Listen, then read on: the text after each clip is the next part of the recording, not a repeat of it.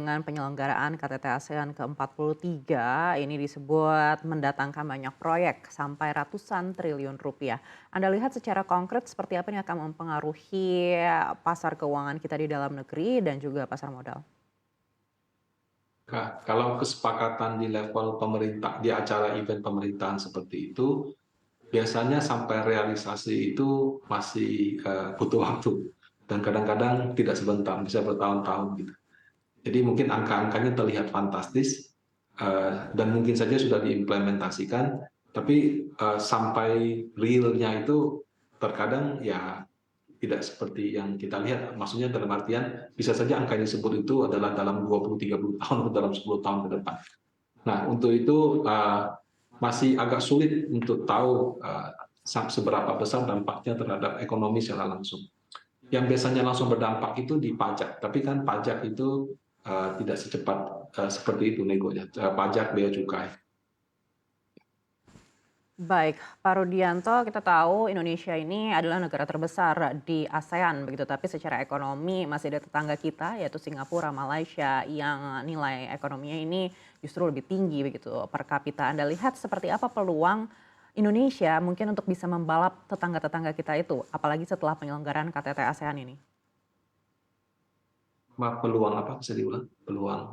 Peluang Indonesia untuk bisa mungkin membalap negara-negara tetangga kita Oh, setelah KTT ASEAN ini. membalapnya. Oke, baik. Kalau yang konkret adalah program hilirisasi yang saat ini pemerintah lakukan, di mana dengan adanya program tersebut itu menambah pendapatan pajak dan juga menambah GDP kita secara signifikan. Nah, program hilirisasi ini apabila terus dilanjutkan dan dikembangkan lagi, menurut saya bisa menjadi game changer itu dari sisi komoditas.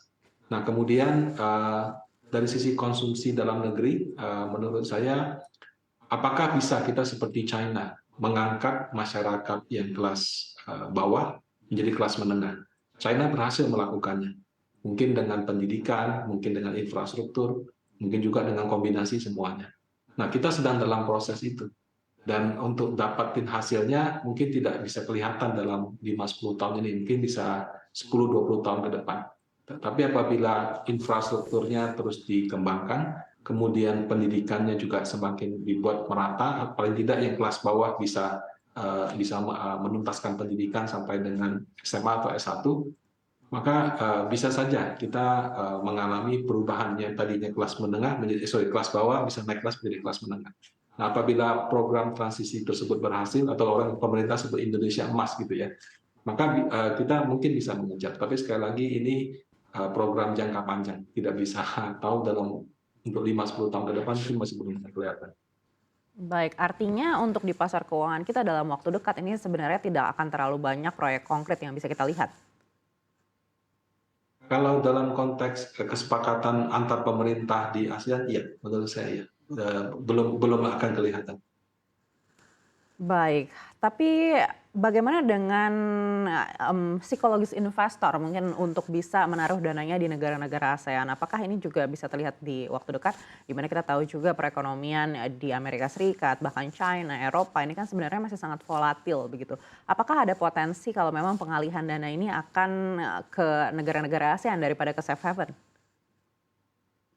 Oke, dengan Amerika yang ekonominya sedang mengalami pelambatan, Eropa juga, memang story untuk 2023 ini adalah growth.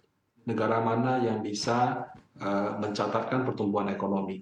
Nah, untuk itu ASEAN, terutama Indonesia, memenuhi syarat di mana kita lihat sampai dengan Juli gitu ya, asing kan banyak net buy di Indonesia.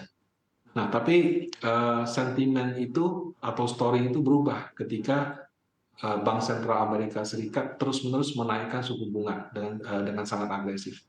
Kenaikan suku bunga tersebut yang tadinya mungkin belum terlalu direspon oleh bank, akhirnya bank juga merespon. Kenapa? Karena dengan naiknya suku bunga, surat utang Amerika juga dia punya yield semakin tinggi.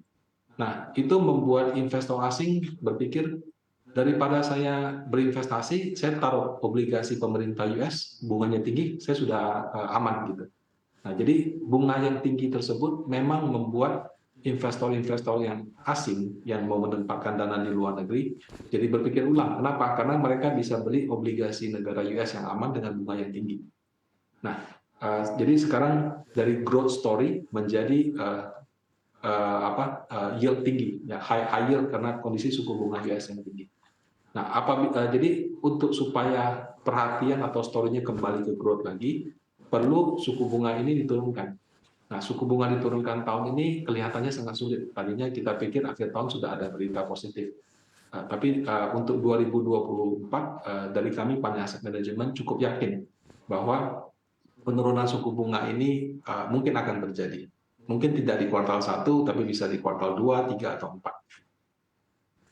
Baik, dan bagaimana situasi pasar keuangan kita dibandingkan dengan negara-negara ASEAN lainnya, dibandingkan dengan tetangga-tetangga kita? Kalau kita lihat seperti IPO, right issue, ya, kita kan sudah mengalahkan negara-negara tetangga kita. Kalau untuk kenaikan harga saham, kalau nggak salah ada Vietnam yang lebih tinggi. Tapi sisanya, walaupun IHSG-nya mungkin cuma 1-2%, tapi masih lebih tinggi dibandingkan beberapa negara ASEAN yang lain.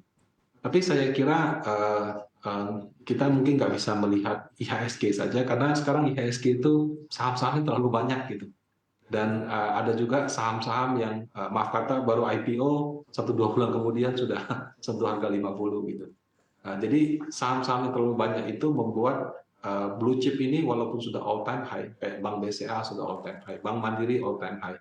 Tapi indeksnya nggak all time high. Kenapa? Karena banyak sekali saham-saham lain yang kalau dia turun, walaupun bobotnya kecil-kecil, tapi dragging down IHSG. Jadi mungkin indeks yang lebih tepat itu seperti LQ45 seperti atau mungkin IDX 30 yang kenaikannya saat ini lebih tinggi dibandingkan IHSG dan itu memang ada kenaikan.